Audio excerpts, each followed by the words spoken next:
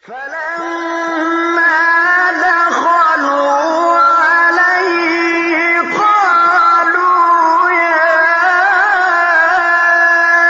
أيها العزيز مسنا وأهلنا الضر وجئنا ببضاعة مزجاة فأوف لنا الكيل وتصدق علينا إن الله يجزي المتصدقين.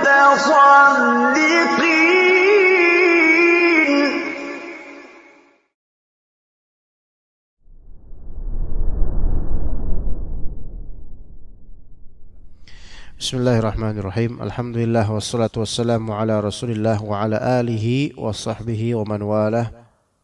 Allahumma 'allimna ma yanfa'una wanfa'na bima 'allamtana innaka antal alimul hakim. Setelah sebelumnya kita membahas tentang jaizut tasarruf, yaitu bahwasanya syarat kedua dari jual beli orang yang berakad, baik penjual atau pembeli, itu harus jaiz at-tasarruf, yaitu dia merdeka, akil, baligh, dan juga cakap dalam berjual atau membeli.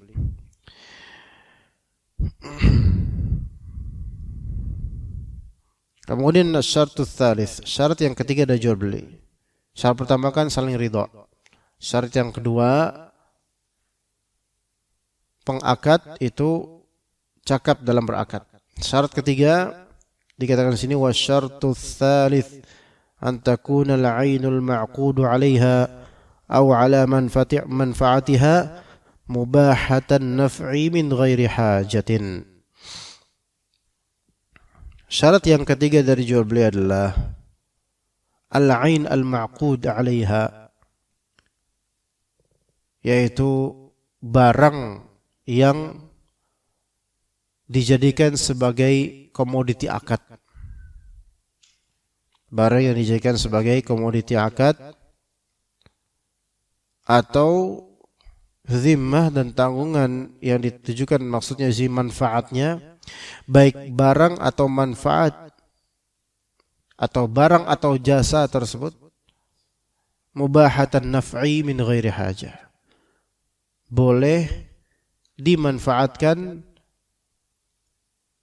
tanpa terikat dengan hajat atau darurat. Boleh dimanfaatkan tanpa terikat dengan hajat atau darurat. Jadi gini, ada barang-barang atau benda-benda ya, atau hal-hal yang dibolehkan dimanfaatkan oleh syariat secara mutlak, ada. Ya, ini barang-barang terbagi menjadikan beberapa macam dari segi pemanfaatan. Dari segi hukum pemanfaatan, namanya barang ada beberapa macam. Yang pertama, ada barang-barang al-uyun, al-ain, yang halal pemanfaatannya secara mutlak. Yes, halal pemanfaatannya secara, jadi ada bagi jadi 4. Ada jadi bagi menjadi 4. Yang pertama, dari segi pemanfaatan, ada barang yang halal pemanfaatannya secara mutlak. Dalam segala kondisi antum boleh manfaatin. Pulpen, baju, peci, laptop, itu kan halal pemanfaatannya. Mau kayak gimana halal, nggak ada larangan pada asalnya secara mutlak. Yang kedua, barang yang dihalalkan ketika ada hajat saja. Ya, barang yang dihalalkan ketika ada hajat saja. Pas ada hajat saja baru boleh halal, baru boleh. Tapi ketika nggak ada hajat maka haram. Apa contohnya? Anjing. Contohnya adalah anjing, dan ini ketika apa? Ketika ada hajat yaitu untuk apa? Untuk berburu, ya, menjaga lahan atau menjaga gembalaan. Ya, menjaga lahan, rumah atau berburu. Ya. Masuk juga ke dalamnya hajat pelacak, anjing pelacak. Ya, karena itu dibolehkan emang karena hajat melacak. Ya, jadi ini anjing termasuk komoditi barang yang dihalalkan, dibolehkannya itu ketika ada hajat saja. Ketika enggak ada hajat, maka enggak boleh, haram. Antum enggak punya lahan untuk harus dijaga, maka haram antum punya anjing. Ya. Antum bukan orang yang suka berburu, maka haram antum punya anjing. Ya. Kemudian antum bukan polisi di bagian yang melacak kriminal, maka antum haram untuk memelihara anjing. Itu yang kedua, yaitu barang yang dihalalkan ketika emang ada hajat saja. Yang ketiga, barang yang dihalalkan, sesuatu yang dihalalkan ketika darurat. Ini beda lagi. Ketika darurat. Barang yang dibolehkan ketika darurat.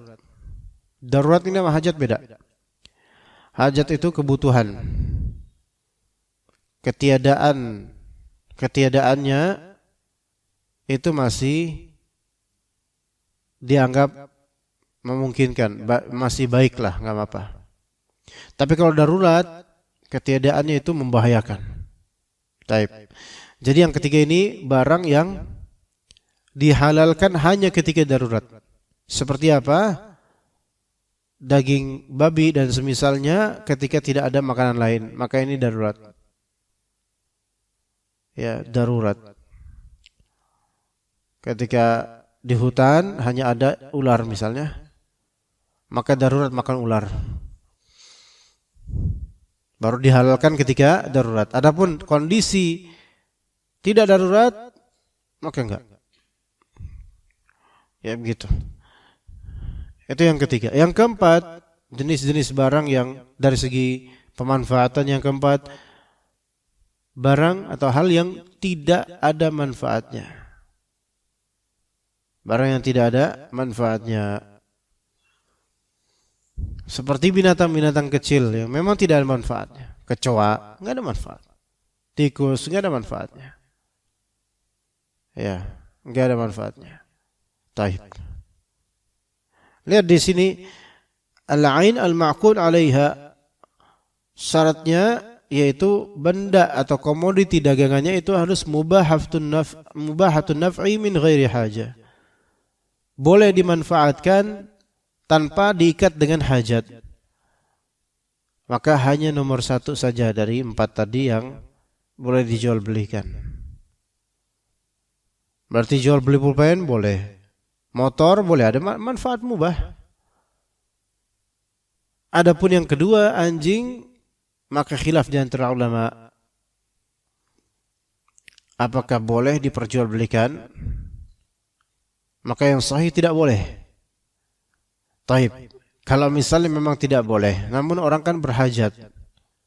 Anjing pemburu, anjing pelacak, anjing penjaga, itu kan memang untuk itu anjing itu, gitu kan? Maka bagaimana hukum masalah anjing itu? Nanti kita bahas insyaallah bi khilaf al-kalb nanti. Kemudian babi misalnya. Maka ini haram secara mutlak jual beli babi. Ya. Kemudian yang tidak ada manfaatnya, seperti menjual apa? Kecoa dijual, kumpulan kecoa dijual. Enggak ada manfaatnya. Maka yang seperti ini tidak sah jual belinya, karena syarat sahnya tidak terwujud. Ya. Terus misalnya jual beli, tapi kalau jual beli barang rongsok, kalau memang di situ bermanfaat untuk daur ulang, maka itu bisa. Itu masuk ke nomor pertama, manfaatnya boleh. Gitu, ya.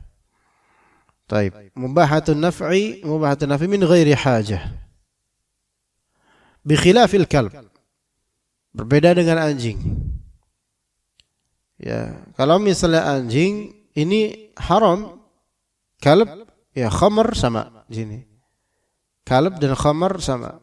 Haram, tidak bisa dijadikan sebagai komoditi barang dagangan dan tidak sah perdagangannya. Maka tidak sah jual beli anjing. Kenapa? Li'annahu innama yuqtana li saydin aw harthin aw masyiyah. Karena anjing itu dipelihara hanya untuk apa? Berburu atau menjaga lahan atau menjaga binatang ternak. Jadi kalau antum penggembala boleh antum punya anjing, dan ini semua termasuk hajat. Ini semua termasuk hajat, yaitu berburu hajat bagi pemburu. Menjaga lahan hajat bagi pemilik lahan. Menjaga gembalaan hajat bagi penggembala. Maka kalau kita kerjanya beda dan enggak ada kita masalah-masalah seperti ini di kehidupan kita, maka enggak boleh kita punya anjing. Ya. Dan yang sahih adalah anjing itu bukan harta. Walaupun sebagian ulama menganggap bahwasanya anjing itu termasuk harta. Tapi Allah alam yang sahih adalah anjing bukan termasuk harta. Bukan termasuk mal. Sehingga tidak boleh diperjualbelikan. Karena kan definisi harta itu kan ainun mubahatun naf'i 'alal itlaq. Ya. Mutlaqan, ya. Yaitu komoditi atau barang yang manfaatnya boleh secara mutlak, itu adalah harta. Ya, maka anjing ini bukan harta. Sehingga tidak boleh diperjualbelikan. Kemudian dikatakan di sini wa bi khilafi jildi maitah wala madhugha. Ya, berbeda dengan kulit bangkai. Walaupun kulit bangkai ini disamak, maka tidak sah apa? Tidak sah apanya? Jual belinya, tidak sah jual belinya. Li'annahu innama yubahu fi yabisin. Dibolehkan kulit bangkai itu ketika apa? Ketika sudah kering baru boleh. Ketika sudah disamak kemudian kering boleh. Nah, ini menurut pandangan ulama umumnya, kan bangkai itu kan berarti bangkai yaitu binatang yang mati tidak karena penyembelihan sesuai syariat, sesuai syar'i. Entah mati karena kesetrum, berarti enggak disembelih. Entah mati karena disembelih namun tidak sempurna, misalnya bangkai. Atau mati karena disembelih sempurna namun untuk ritual syirik, maka bangkai. Ya, maka ini semua bangkai. Dari hewan yang asalnya boleh dimakan dagingnya, maka dia kalau tata cara penyembelihannya tidak syar'i atau kematiannya tidak sesuai penyembelihan syar'i, maka bangkai dia. Nah, kalau misalnya bangkai ini, sebagaimana Nabi SAW melihat seonggok kambing mati ya, sedang diseret-seret, kata Nabi SAW, halla akhadtum ihabaha, coba kalau misalnya kalian ambil saja itu bagian yang disamak dari kulit gitu loh. Maka di sini berarti apa? Kulit bangkai yang telah disamak dan kering itu termasuk mubahatun nafa', boleh dimanfaatkan. Sehingga yang sahih adalah boleh dijual belikan setelah disamak dan kering. Tetap bermanfaat. Namun yang lebih sahih lagi adalah ketika bangkai tersebut dari hewan yang halal dimakan dagingnya pada asalnya. Adapun kulit buaya, maka tidak boleh diperjualbelikan. Itu yang lebih sahih.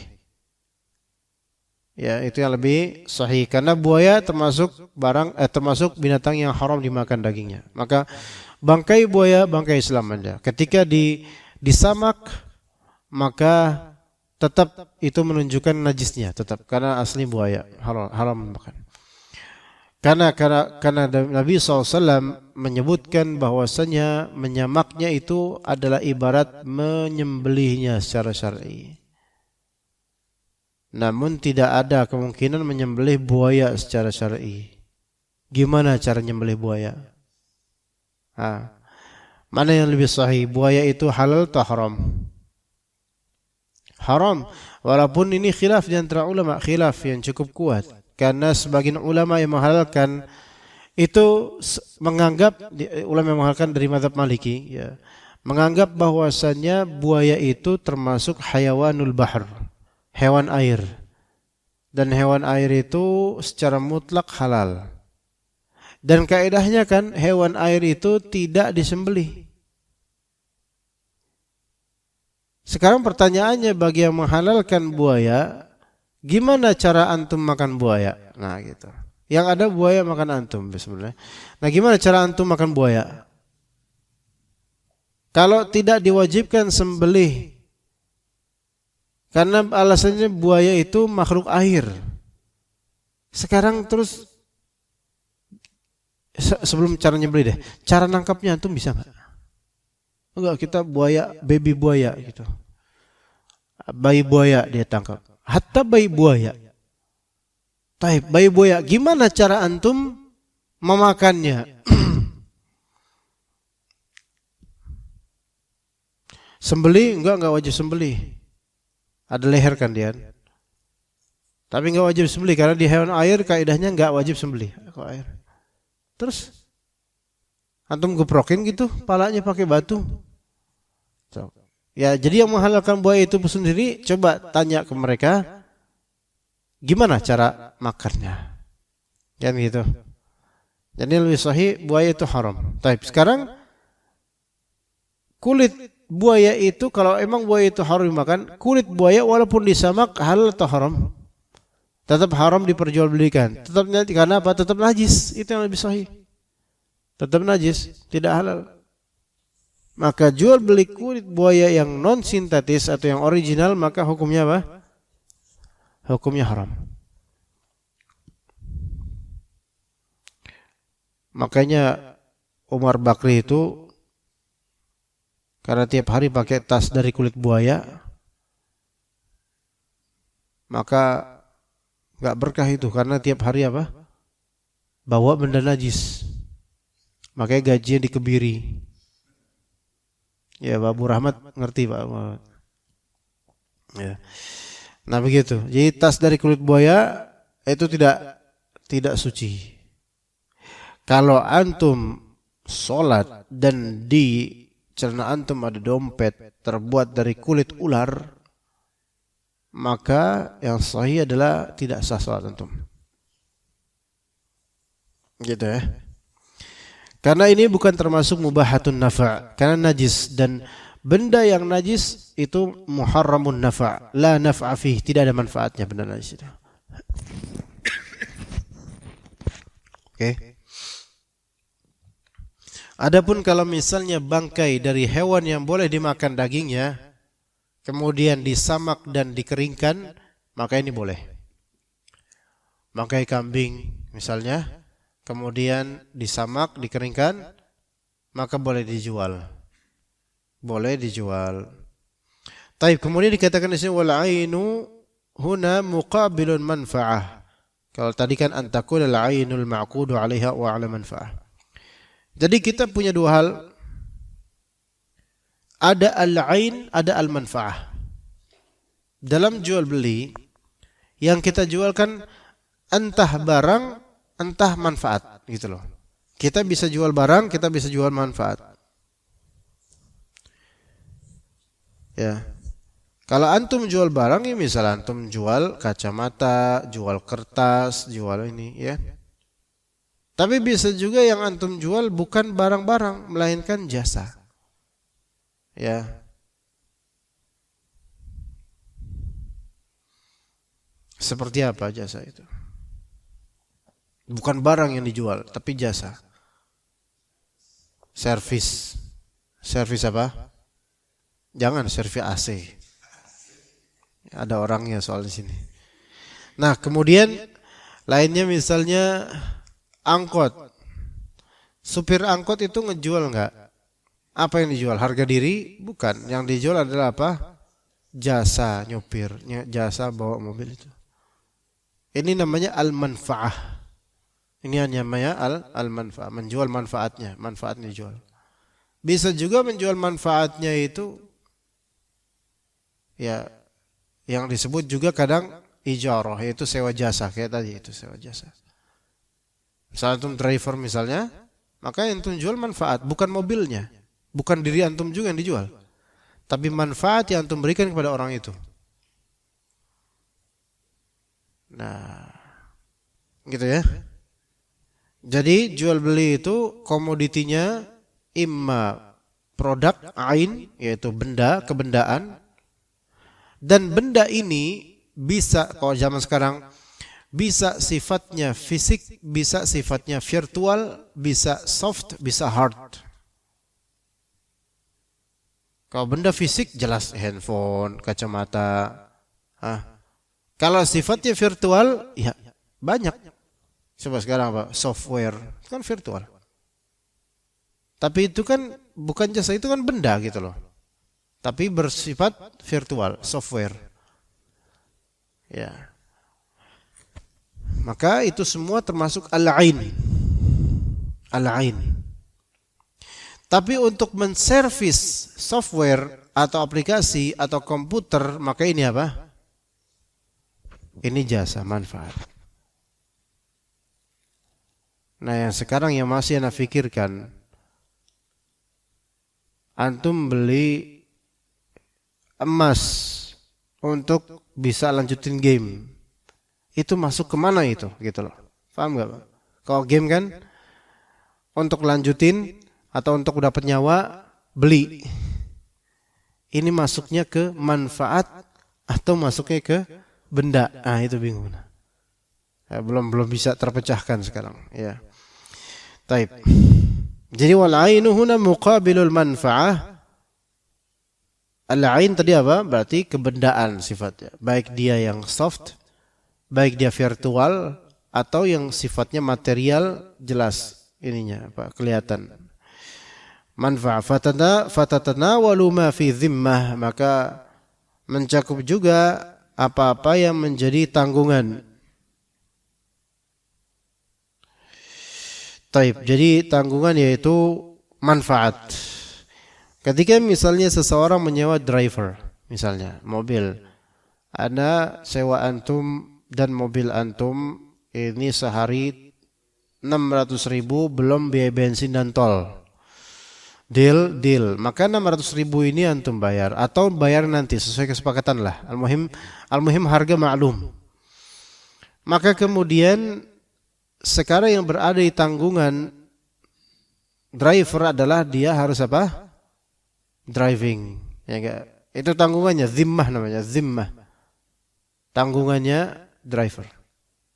Karena sudah deal, maka sekarang tugas driver untuk menunaikan jualan dia. Apakah dia menjual mobil? Enggak. Dia menjual bangkunya? Enggak. Yang dia jual adalah manfaat yang bisa dia berikan kepada kliennya atau konsumennya. Gitu. Ya. Pengacara juga begitu. Pengacara misalnya sama kliennya, pokoknya saya tarifkan sekian, konsultasi setengah jam 500.000 misalnya. Subhanallah. Masya Allah pengacara itu. Fulusnya kathir. Ya, memanfaatkan uang orang yang berkasus. Kasihan. Udah berkasus, dimanfaatin, Masya Allah. 500.000 per jam atau misalnya per 30 menit.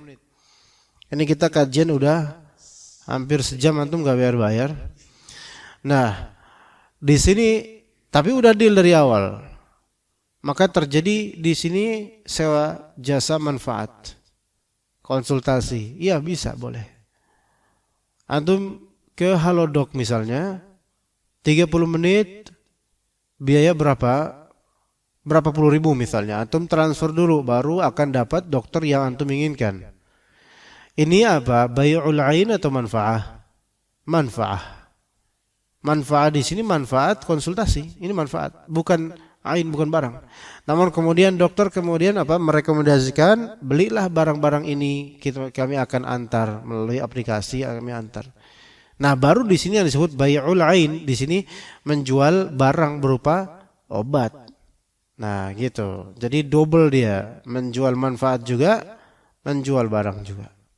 Menjual manfaat juga dan menjual barang juga. Oke. Kal baghl wal himar. Sebagaimana juga penjual, seperti contohnya penjualan ain barang, yaitu penjualan al-baghl wal himar. Al-baghl itu adalah peranakan kuda dan keledai. Jamaknya bighal. Ya, al-baghl itu peranakan kuda dan keledai. Apa hukum baghl? Apakah dia halal dimakan daging atau tidak? Yang sahih adalah tidak halal. Tidak halal dimakan dagingnya. Al-himar, kalau himar di sini himar ahli, maka haram dimakan dagingnya. Kalau himar di sini himar wahsi, maka halal. Apa bedanya himar ahli? Himar ahli itu keledai yang kita tahu. Kalau himar wahsi itu semacam kuda zebra dan semisalnya. Di kita namanya kuda. Di Arab namanya himar wahsi, yaitu himar keledai yang liar, zebra. Ya. Tapi di sini baghl peranakan kuda dan keledai dan juga keledainya juga memang diharamkan untuk dimakan. Tapi boleh enggak dijual belikan? Boleh. Boleh, li'anna an-nasa yatabaya'una dzalika fi kulli 'asrin min ghairi nakir. Karena orang-orang itu saling berjual beli baghl dan himar di setiap masa tanpa ada pengingkaran sama sekali, enggak masalah. Karena baghl dan himar ini termasuk komoditi pertama, yaitu yang boleh dimanfaatkan secara mutlak. Bukan karena ada hajat, bukan karena ada darurat saja boleh dimanfaatkan. Tapi antum nggak butuh himar pun kalau beli nggak apa-apa. Antum nggak butuh motor ekstra, tapi kalau beli sah. Padahal antum udah punya motor. Ya. Adapun yang nggak ada manfaatnya baru nggak boleh. Baghl dan himar, keledai, ada nggak manfaatnya? Ada. Ngangkut barang, ya antum bisa tunggangin dia, boleh manfaat ini, maka halal. Ya. Tapi bisa nggak antum menyewa manfaat dari baghl atau himar? Boleh, bisa juga. Antum menyewa sama orang yang punya, gitu. Yang dijual bukan himarnya, yang dijual bukan si keledainya, yang dijual adalah jasanya, maka boleh. Iya boleh. Sewa kuda, boleh nggak? Boleh. Sewa onta boleh, bukannya di Ragunan kayak gitu, naik onta bayar berapa gitu, ya boleh.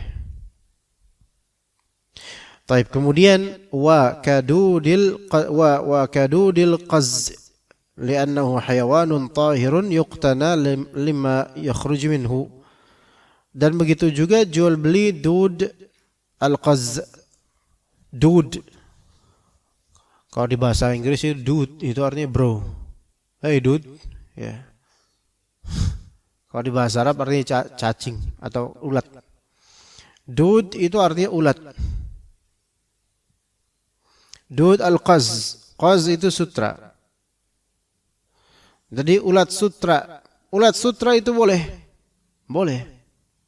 Ya, kenapa? Karena ulat sutra itu hayawanun tahir, hewan yang suci. Yuktana, dipelihara untuk apa? Demi mendapatkan apa yang keluar darinya, yaitu sutra. Boleh? Boleh. Laki-laki punya atau laki-laki bisnis ulat sutra, boleh atau tidak? Boleh. Bisnis ulat sutra, bukan pakai pakaian sutra, beda itu. Bisnis ulat sutra boleh. Ya. Bahkan bisnis pakaian sutra boleh. Tapi alokasi pemakaiannya itu ke siapa dulu gitu loh. Kalau bisnis pakaian sutra untuk emak-emak, maksudnya seorang bapak punya usaha bisnis pakaian ulat sutra, ini adalah selendang untuk ibu-ibu atau itu nggak masalah. Tapi kalau misalnya bisnis pakaian sutra untuk jas, jaket atau sarung untuk laki-laki, maka haram. Maka haram. Kalau sutra murni haram. Ya begitu. Wa ka bazri, begitu juga dengan bazri, ka bizri bukan bazr, ka bizri. Kalau bazr itu bazr ya, bazr beda. Ini bizr. Bizr itu apa? Bizr itu adalah walad al-qaz qabla an yadhub. Anaknya ulat sutra yang masih kepompong. Ya, masih terbungkus. Maka ini juga boleh diperjualbelikan li'annahu yuntafa'u bihi fil ma'al. Karena dia akan dimanfaatkan di masa depan nanti, kapan tahu. Ya, bakal dimanfaatkan. Jadi bisnis ulat sutra dan bisnis kepompong sutra ya maka boleh. Bisnis tanaman murbei. Tanaman murbei itu tanaman yang nanti daunnya bakal dimakan sama ulat sutra. Itu juga boleh. Ya, adapun urusan nanti itu ulat benangnya itu nanti akan dipakai buat yang haram, itu urusan lain. Itu urusan lain, gitu loh. Seperti bisnis buah anggur, ya boleh lah. Tapi kalau nanti urusan tuh buah anggur bakal difermentasikan atau diapain gitu jadi khamar, itu urusan nanti, beda hal. Jadi sesuatu itu dihukumi sesuai dengan zatnya dan kemudian tujuan paling mentoknya di penjualan itu. Kalau enggak ada indikasi untuk keharam, maka enggak boleh kita haramkan. Ya begitu. Nah, kemudian wa kalfil, gajah. Boleh enggak jual beli gajah? Boleh, karena gajah termasuk mubah an-nafa' dan iqtina. Boleh dimanfaatkan, boleh dipelihara. Antum pelihara gajah boleh, Pak. Kalau punya pikiran ya, kalau punya pikiran tentang itu. Udah ngontrak, rumah petakan kecil, melihara gajah. Nah, wasiba'il bahaimil lati tasluhu lis-sayd. Dan juga binatang-binatang yang bisa dipelihara namun binatang yang cukup buas. Dan dia bisa dipakai untuk berburu seperti al-fahd, leopard. Ya, Macan hitam, macan tutul dan semisal itu. Antum punya itu, jaguar, ya. Bukan motor, bukan, jaguar. Ya. Sokr, ya, burung elang, dan antum punya itu, antum pelihara, antum training mereka untuk memburu orang Yahudi misalnya. Maka ini boleh, bisa burung yang tertentu itu, burung elang dan lainnya, beberapa burung itu bisa antum training untuk berburu, bisa. Bisa. Bagi beberapa binatang yang memang asli buas namun bisa di training. Kemudian berburu, anjing bisa, kan? Anjing bisa. Kucing bisa enggak? Allah alam. Tapi ala kulli hal binatang-binatang buas ini bisa nih. Yubahu naf'uha, dibolehkan manfaatnya, waqtina'uha mutlaqa. Nah, sekarang kan tadi ada leopard, tadi ada burung elang dan semisal semua itu.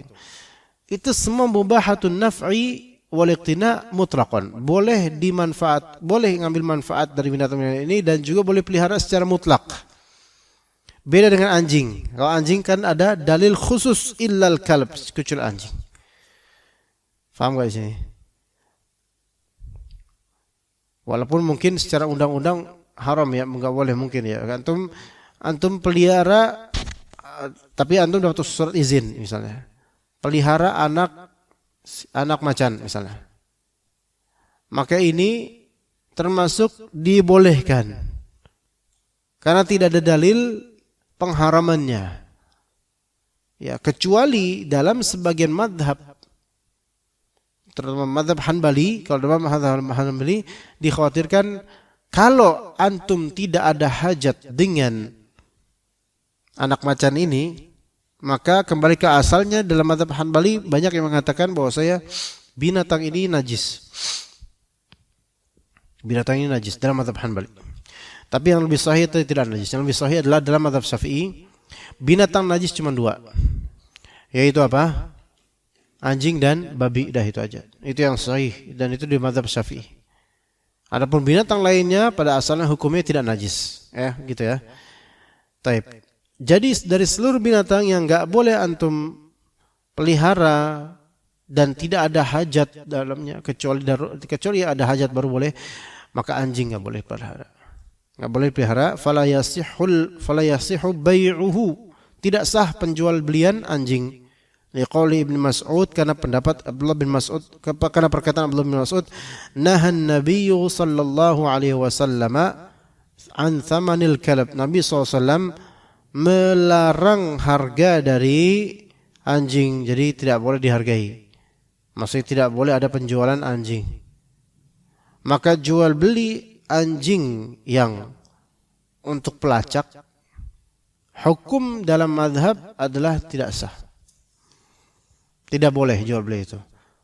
Lah, terus gimana dong supaya kita, kata polisi, supaya kita dapat anjing pelacak? Tidak dengan cara jual beli, tapi dengan cara hibah. Dikasih aja, sok. Ya begitu.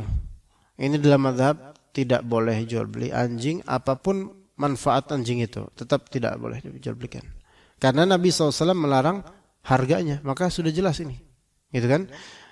Ya begitu. Wala bai'u alati lahwin wa khamrin walau kana dhimmiyaini. Dan tidak boleh ada jual beli alat-alat lahu dan khamr. Alat musik.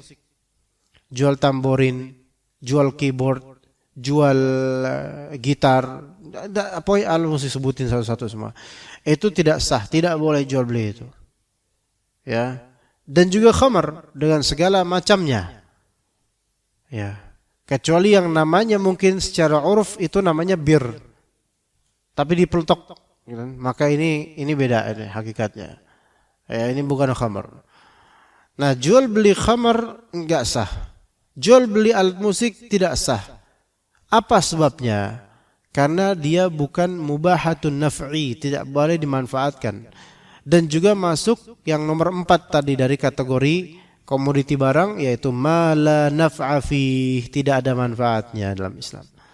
Walau kana dhimmiyaini, walaupun kedua-duanya adalah dhimmi, yaitu orang kafir dhimmi. Namun yang lebih sahih adalah kalau yang jual beli alat musik ini adalah orang kafir, maka dianggap sah. Itu yang lebih sahih, dianggap sah.